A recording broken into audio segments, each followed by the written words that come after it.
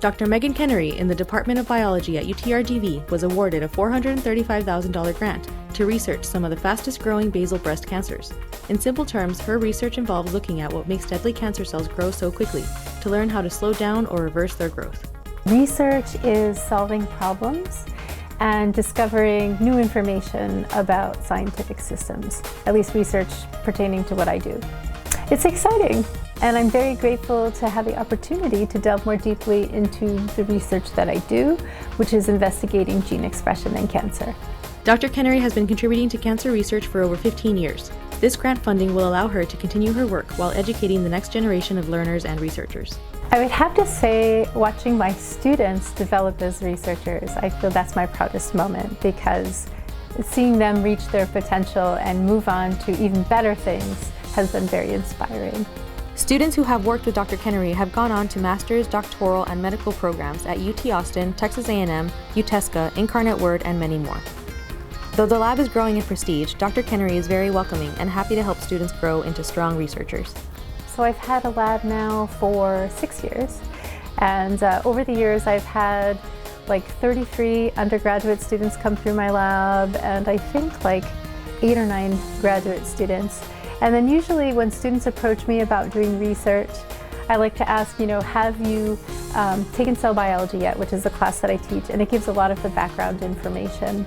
And then if I do have room, I try to take as many students as I can. And so usually I have a lot of students in my lab, and a lot of them have actually gone on in science or medicine, like 20 of them out of like the 33. So a lot of them have gone on in the field. There were certain things that I really loved about different mentors that I had that I tried to do myself. I'll meet with my students and I'll say, what do you think about this data? What do you think we should do next? And I try to get them increasingly to be more independent and critically thinking. Sometimes they have great ideas that I personally never would have thought of. In a research setting, you're encouraged to be more independent and more like free thinking, and so she's been one to like really encourage that and allow me to have the actual opportunity to be free thinking, and so as well as giving me the training that I need. She has shown me that like biology is something that anybody can be capable of as long as you have the discipline and the passion for it.